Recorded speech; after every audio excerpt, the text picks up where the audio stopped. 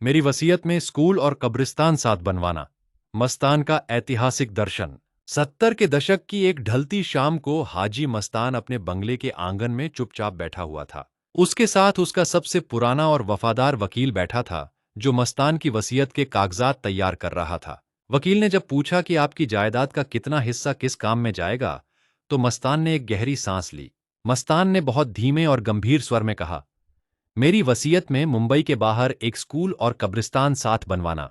वकील यह अजीब बात सुनकर हैरान रह गया और उसने पूछा, साहब, स्कूल और कब्रिस्तान एक साथ बनाने का क्या तुक है? मस्तान की आंखों में एक अजीब सा सुकून तैर गया और उसने वकील के कंधे पर हाथ रखते हुए एक बड़ी बात कही। उसने कहा, तालीम और मौत, यही दो चीजें हैं इस दुनिया में जो अमीर और गरीब को एक बराबर खड़ा कर देती हैं। जब बच्चा स्कूल में बैठता है तो उसका कोई मजहब या जात नहीं होती, और जब इंसान कब्र में जाता है तो उसकी दौलत यहीं रह जाती है। मस्तान खुद को कोई बाहुबली या डॉन नहीं मानता था।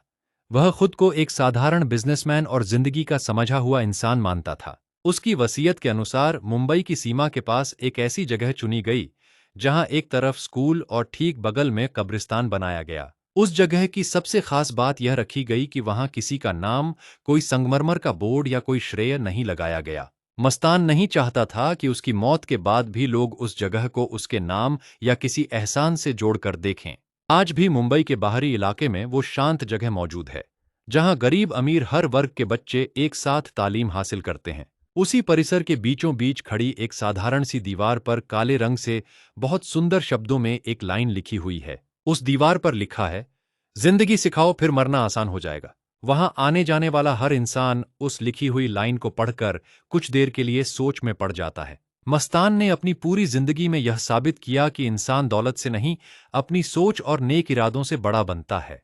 उस स्कूल में पढ़ने वाले मासूम बच्चों को यह भी नहीं मालूम कि उनकी तालीम का जरिया किसने बनाया था, लेकिन उस स्कूल के एक पुराने बुजुर्ग चौकीदार, जिनका नाम रहमत खान था, वे उस जगह की हर एक ईंट का सच जानते थे। रहमत खान रोज शाम को उस कब्रिस्तान के पास दिया जलाते थे और बच्चों की पढ़ाई का मंजर देखकर मुस्कुराते थे। उनका मानना था कि मस्तान साहब ने अपने जीवन में भले ही दुनिया भर के रंग देखे हों, पर उनका दिल गरीबों के लिए धड़कता था। वह जगह आज भी खामोशी से इंसानियत और संभाव का एक बहुत बड़ा पैगाम पूरी दुनिया को देती है। लेकिन उस स्कूल के निर्माण के दौरान जब जमीन की खुदाई हो रही थी, तब मिट्टी के नीचे से एक पुरानी लोहे की तिजोरी निकली। उस लोहे की तिजोरी के अंदर कोई सोने चांदी के गहने या बेहिसाब दौलत नहीं छिपी हुई थी। उसके अंदर से निकला एक ऐसा फटा हुआ पुराना कागज जिसे देखकर काम करने वाले हर मजदूर की आंखें छलक पड़ीं।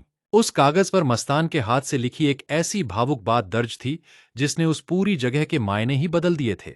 उस गुमनाम तिजोरी में छिपा असली सच जानने के लिए तैयार हो जाइए हमारी अगली खास पेशकश में।